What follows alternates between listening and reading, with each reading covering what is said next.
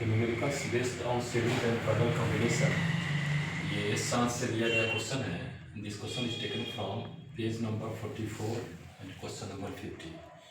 In this question we see what is the resistance between A and B in the figure given below।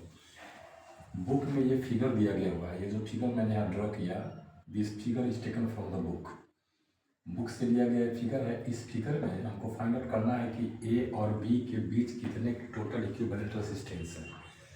उसके लिए हमने इसको 3 step में हल किया। The first step is taken, the first step be take 20 ohm, 10 ohm and 20 ohm in series.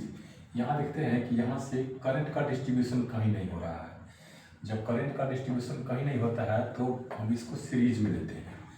तो series में ले लिए 20 ओम, 10 ओम एंड 20 ओम। तीनों को हमने आर निकाला। Find out the value of the R equal to 50 ohm. 20 ohm plus 10 ohm plus 20 ohm equal to 50 Om.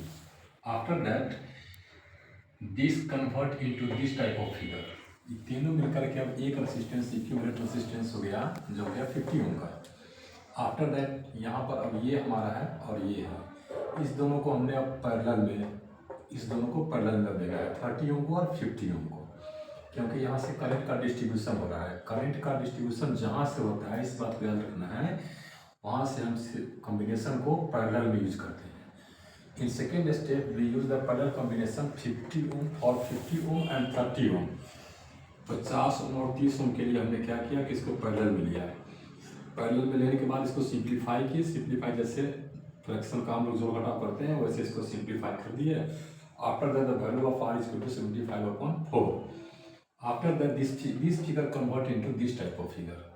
We see here A to B, there is no contribution of the current। अब यहाँ से हम देख रहे हैं कि current का कहीं भी डिस्ट्रीब्यूशन नहीं हो रहा है।